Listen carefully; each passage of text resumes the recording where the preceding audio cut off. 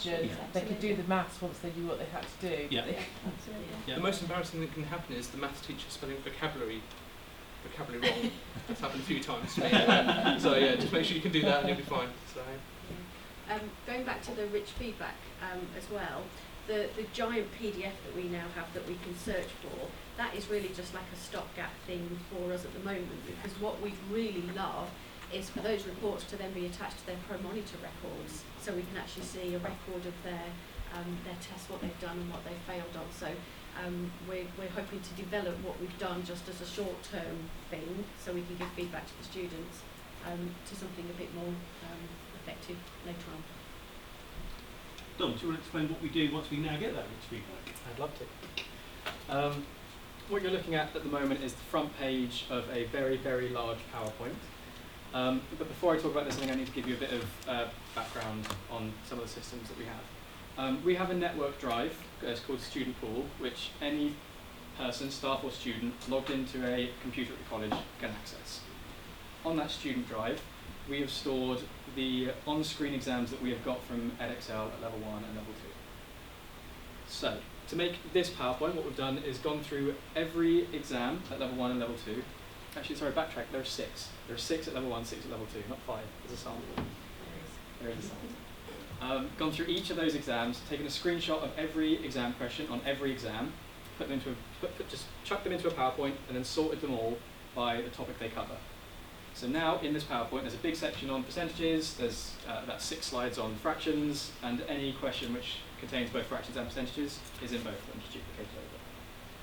This is the home page of that PowerPoint. Each one of these little boxes is hyperlinked to the relevant set of questions. So if you could click on drawing graphs, Trevor, and take you to a little title screen, and then you can see the question on drawing graphs. The reason I chose this one, if you could go to the next slide, the reason I chose this one is because I wanted to talk you through this button down here, link to exam. If you were to click on it, which I won't ask you to right now, if you were to click on it, that would launch the relevant exam from our student drive, which this question comes from. I've preloaded it because sometimes it's a little bit slow. Could you find the exam, please? Yeah. I've opened it somewhere else. The reason why we've included that link is because some questions, like this one that I've chosen, don't lend themselves particularly well to being done on paper or on screen. So remember that these are all screenshots. The PowerPoint's just made up of screenshots, so you can't interact with them, you can't type in any of the working out boxes, and you can't click and drag those boxes, which you saw a minute ago. So clicking on that link will bring you up with this, which is just, I assume most of you have seen this before, this is just the opening screen for the exams, and you can just click through this, if you wouldn't mind, and navigate to the question number, which is quite clear on the PowerPoint. So if you're looking for question 2, you just navigate across to question 2, this was question 1, and now you've got a copy of that question which you can interact with.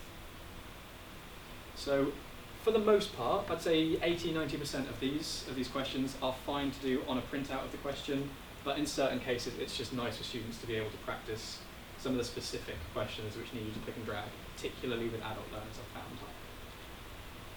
The way that we're using this, we've put this whole document, and sorry, there's 2 of them. There's one at level 1, which I'm showing you now, and there's an equivalent one at level 2. Both PowerPoints are now on that same student drive, so any student or member of staff who logs on at college can access these PowerPoints. So, and we are expecting, and we have run lessons where students use these specifically to target things that they're weak at. So a student, they can log onto these computers, they can run the PowerPoint, find that thing that they've got feedback on saying that they didn't quite get right first time, and just have a look at what the exam questions are like. And in the case of the student we were talking about earlier, we could then identify what the language is that they're struggling with, or what it is about those questions, that style of question, which means they're not getting all the marks. It's also been a really great planning tool for running lessons on any given topic. We've found it really useful to be able to finish and round off a lesson on whatever, on scale drawings, with practice of exactly how they will need to use that skill in the exam. It's a great way of checking that we're not just teaching them the skill, we're also teaching them how to use it in a way that will help them pass that exam. Check through my notes, I want to see if there's anything else I've missed. Sorry, there is one thing I want to mention as well, an unintended but pleasant consequence of making this is it's given us a really good idea of what's actually coming up on the exams. So as I said, there are 6 exams, which all of these are pulled from at each level. And we know that there are more than 6 questions in this PowerPoint on percentages. So we know that percentages are one of those things that they really need to have solidly in there for the exam, as opposed to, for example, at level 2 probability. So again, still pulled from 6 exams, but we only have 2 questions that mention probability in any way. So we know that if we are struggling and we need to focus on 1 or 2 topics, this really helps us find what those most important, most frequent topics are. That's the PowerPoint. It really is, just to say that Dom did an amazing job on this, and it is our Functional Skills Exam Pro. There isn't a Functional Skills Exam Pro out there. This is what we go to for our end lesson questions now. If any of the students ask for homework, we can print out 3 to 4 questions, 2 for the end of lesson, 2 for them to take home. So this is our version of the Exam Pro, and it is working absolutely splendidly. The students are responding well, the staff are responding really well to it as well. And some of the PSTs are also using it for any students that need one-to-one support. They're referring to this too, and that's what that shared drive allows us to do. So a couple more points on this. I do also want to emphasise how easy it is now to not just use for the members of the team who aren't as comfortable with tech. It's just a PowerPoint. You're just clicking through the links and it will take you where you need to go. But also, when I was saying about generating those end of lesson questions to consolidate your lesson on probability, you can just click the button. It'll take you to the slide where the probabilities questions start. You then just print up the next 6 slides, and that's it. You've got a little booklet of exam questions which shows students exactly what they need to know. What's that second thought? There's something else I was going to say. Gone? It's gone. No, never mind. We'll come back to it. I'll give you some things, and then maybe get a chance to come back. Come back to me in a minute. Yeah, no, definitely. Again, that's just another really good workable example of how the team has kind of come together. Something we're not going to have a chance to talk through today, but just to make people aware, we are moving away from Read Write Gold as our assistive software, because again it's just becoming overly clunky. I was lucky enough to go to the BET IT conference in London in February and spoke to a company called Interwords, who are the market leaders for assistive software across Scandinavia. As you'd expect, anything that's linked with education from Scandinavia is really intuitive and it just works. It's a Google plugin. The PDFs, so the issues we have with Read Write Gold is they don't often work once a PDF has been scanned. There's software that comes with Interwords that eliminates that as an issue. When the link comes with the PowerPoint, the button down here is a link to a webinar that we all were involved in a few weeks ago that will just show and tell the system much more widely.